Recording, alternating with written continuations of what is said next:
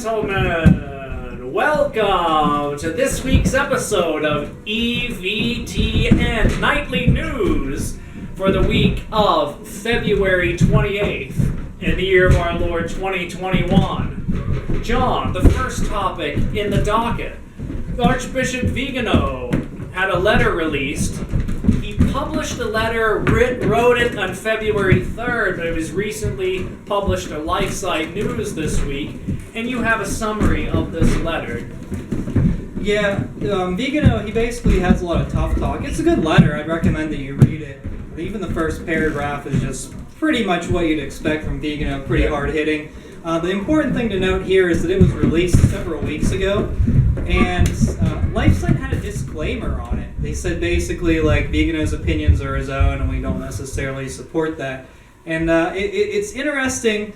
I would assume that, I mean, even on this show, like, we don't have to say that. Yeah. Like, Vigano's opinions are his opinions, and ours are ours. Like, I don't know why they felt the need to say that, other than maybe their funders were pressuring them, like, don't get on this Vigano train so much. And yeah. So, I don't know, it's just one of those things. But I will say I do like LifeSite. LifeSite's pretty solid, and so this isn't really necessarily a knock at LifeSite, just kind of questioning some of their intentions. Yeah. John, news out of the Vatican that the Pope requires reporters on his trip to Iraq to receive the jab.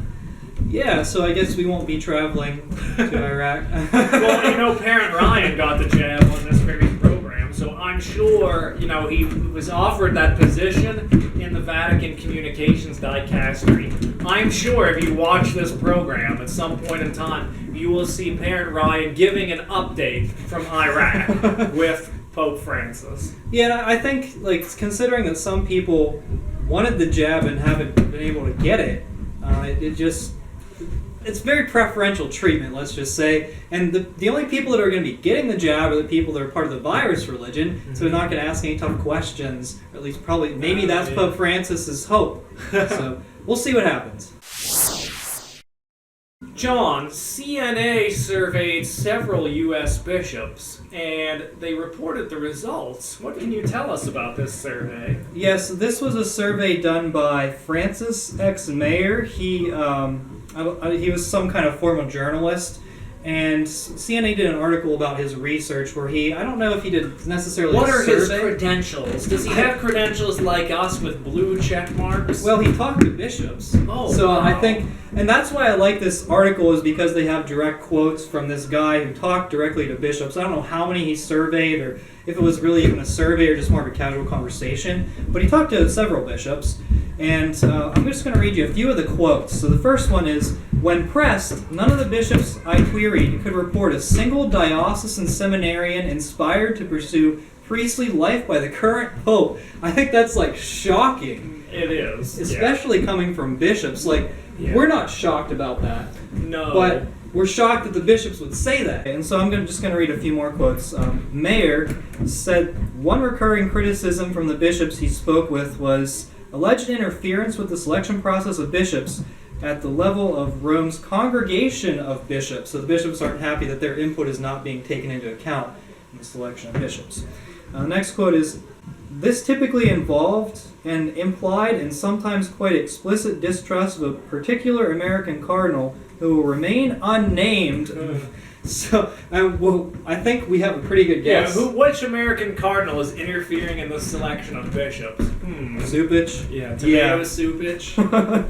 The next one. Several bishops voiced irritation with Washington's Cardinal Gregory for undercutting conference leadership on the issue of communion and President Biden's problematic sacramental status. And then finally, the article, I would encourage you to read it, but Francis Mayer, he said that mostly he defended the bishops and saying that they were doing a good job. You guys are so great. I love what you're doing, John. This is the best show ever. But quite honestly, that's one of the ways to get quotes. It is, yeah. You just butter up to people. Yeah, and you got them. If you want to be on this show, ladies and gentlemen, all you have to do is say good things about us, and then also become a Patreon supporter at the platinum level, which is $1,000 a month. We guarantee you you can have a seat right here with us. Well, you'll have to find the catacomb first, but anyway. Yeah. Anyway, these quotes, I mean, they're pretty interesting, especially the quote about the diocesan seminary. Yeah, so I thought about this, and I said, let's look at recent history and say, who of these recent popes would seminarians have looked at and said, that's a guy that he makes me want to be a priest. And you can absolutely 100% say that JP2 made a ton of guys want to go into the priesthood. Yeah. Benedict XVI made a ton of guys want to go into the priesthood. Oh, yeah. Let's look back further. John Paul I, well, he died and did nothing. Yeah, so I mean, he had no impact on anybody. Paul VI, nobody joined the priesthood because of Paul VI. Now, John the 23rd, maybe. But you get back into before Vatican II, and this is the point that I want to make. This faraway pope, unless this man is a saint, which JP2 is a canonized saint, Benedict XVI, I don't know, but the quitting, I think, will hurt him. But men who want to go into the priesthood, they're looking for a good role model. And if you have like the saintly type character like JP2, then they're going to be a role model. But I think for the most part in a healthy church, the man who inspires good vocations and vocations period, hopefully they're good, is a local priest that young men get to know. They go to him for spiritual direction. Maybe he says the Latin Mass, or at least a Reverend Novus Ordo. He's spending time with young men and helping them along the way. And it seems to me like it is the exception rather than the rule that a pope should be super influential on encouraging vocations. I mean, he should not be an obstacle, and this is where we get to Pope Francis. Pope Francis is an obstacle to religious vocations. Oh, sure. To the diocesan priesthood. He's an obstacle to all of Catholicism because of his heterodoxy and his flippancy. So I just wanted to point that out, that I think that rather it's the exception rather than the norm that a pope would be a critical component to inspiring vocations. You mentioned the Cardinal Gregory.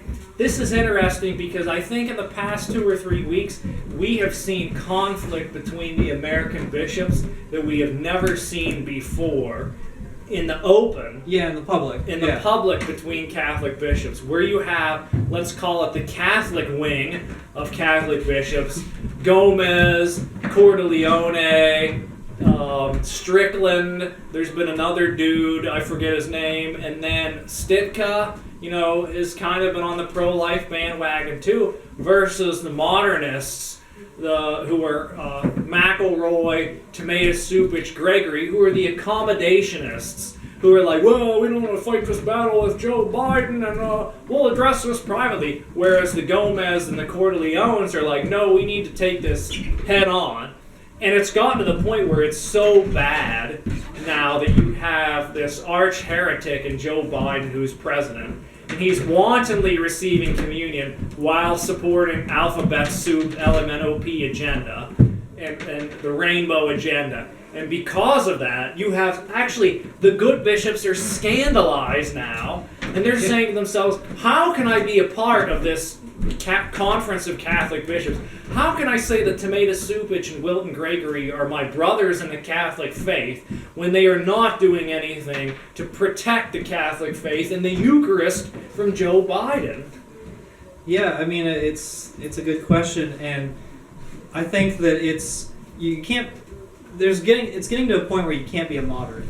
Anymore. No. And Barron tried to kind of toe that line. Now you need to pick your side. And I mean, it was coming to that for years. Yeah. But now more than ever, I don't know, is this the defining question? Do you support giving Joe Biden communion? 2021, it looks like that is going to be the tip of the spear to poke the USCCB and really find out what's at the core of this USCCB. What's the meat of it? And here's a question. You mentioned Barron. Where is he at in this? And I think the answer to that is he's one of the Supiches. He tries to talk and present this outside candy shell of of traditionalism or conservative JP2 Catholicism. Vatican II is good. But I think when you poke in there and do a core sample of Bishop Robert Barron, I think what you see in there is you see Bernardin and Supich on the inside.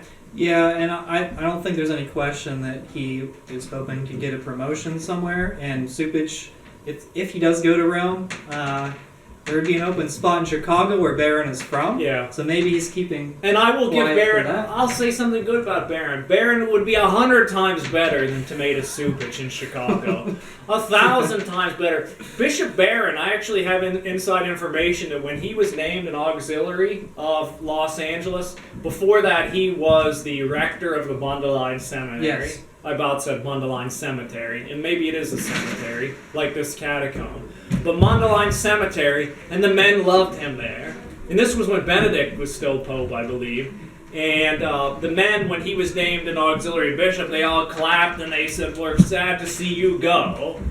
And nowadays, again, I think that Barron is a guy who actually does encourage some vocations.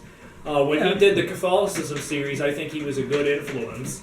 Since then, he's made like a leftward turn. But maybe if he's out on his own and in charge of the Chicago diocese, maybe he would return to his JP2 roots. I don't know. But whatever Barron is, he is 100 times better than Tomato Supich. Yeah, and I'd be happy to see a JP2 Barron, even if it is watered down Catholicism a little bit.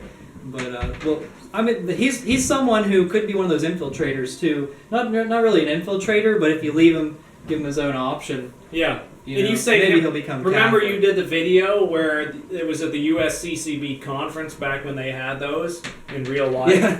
And somebody asked him, was it J.D. Flynn asked him about the Latin Mass? Yes. And he went and sidestepped the question and said, like, well, the Novus Ordo can be beautiful too. Okay, let's see it. Now, if you become Cardinal Archbishop of Chicago, let's see that unicorn Novus Ordo, buddy. Bring it out here. Where's the smells and bells?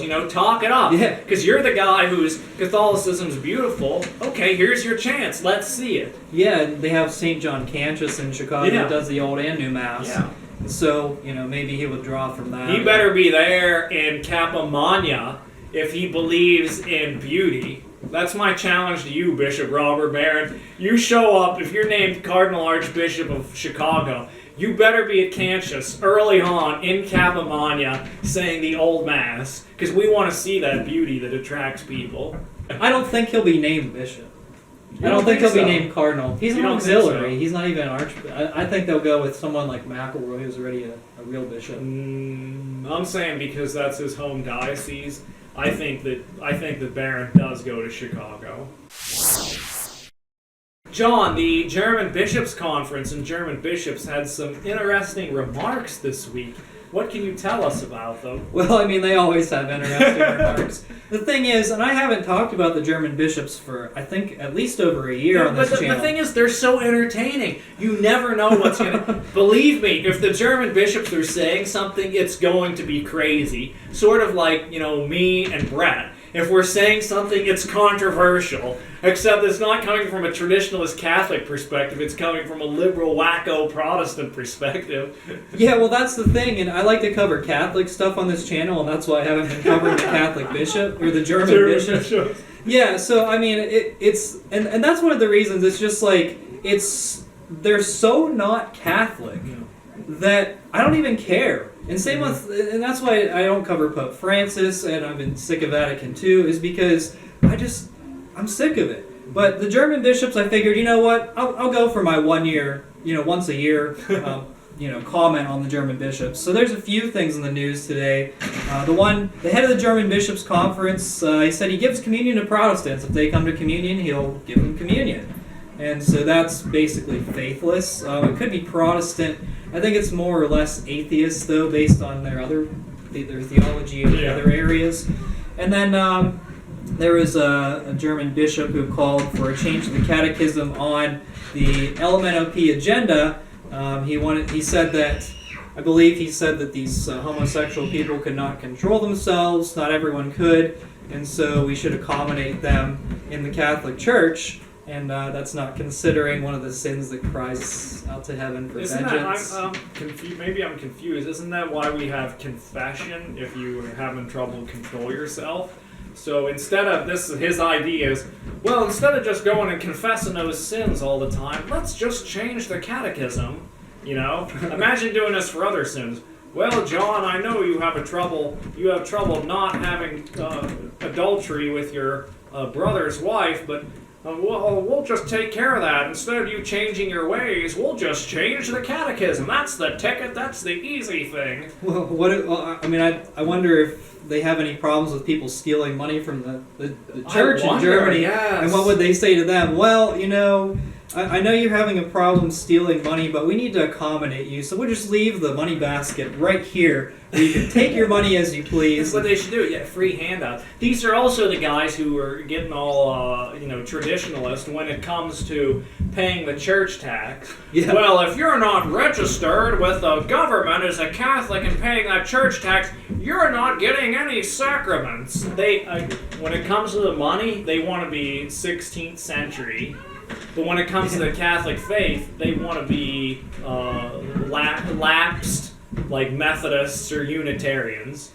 Make up your mind, guys. Are you going to be a Unitarian or are you going to be a Catholic? But they're like that one the one church in the book of the Apocalypse where Christ says, "You're neither hot nor cold, so I'm going to vomit you out of my mouth," which is going to happen. The German church is going to go into schism. Period. You heard it here first, and then probably not first. In the next 5 years, they will be in schism. Or will they? They will be, because they will. If one of them ordains a woman, which they're going to do within the next 5 years, that is a schismatic act, and they're automatically excommunicated, and everybody has to avoid them and also honor that excommunication. See, I don't know if I agree with that opinion, because which opinion? That they're going to be in schism, because they'll be in schism with Catholicism, but maybe like the official Catholic Church. Well, then the official Catholic Church is not the schismatic sect as well. Okay. Because if the so-called official Catholic Church goes along and tolerates a women's ordination, then it's a heretical schismatic sect. It's the whore of Babylon, and you must resist and effectively leave that sect, that false sect, which is already going on in Germany. Did you know, I saw a headline that there was a priest who's the chaplain in SSPX chapel, and he said, our attendance has doubled since this virus. Now that's in Germany, where it's just getting started. The SSPX is kind of like just getting into the ball game in Germany. They're huge in France. And Spain and Italy, they're weak sauce. In the UK, they're a little better. But it seems to me that in Germany, they're they're still a little bit weak sauce. And so I think that this whole, the total freak out of the virus religion, of the LMNOP religion in the German Bishops' Conference is just sending everybody who still believes to the SSPX. Yeah, you actually took my talking point right there. I was going to say, for Germans, I feel bad, but there is the SSPX. That's your only hope. I mean, there is fraternity there, but they're under the modernist bishops too. I mean, let's say your fraternity is St. Peter, and let's say your bishop ordains a lady, or pretends to. Fraternity of St. Peter, you're like, well, I'm out. You cannot be in communion with a bishop who's excommunicated. Your bishop's a heretic. Your bishop, you are not in communion with him, and so you're basically out on your own. Your SSPX or your resistance or whatever you want to call it. So at that point in time, again, just start thinking about having masses in catacombs, because that's the only place that the faith is going to be preserved. Yeah, it's not bad here, As I said, it's nice. We can set up a cross. You can bring your sacramentals, set up an altar here. This is nicer than that church that they're having in the body shop in North Carolina. This is a nicer chapel than they have there. This has been EVTN News. Thank you, Ryan. Thank you so much for watching. We are the laity, and we will not be silent.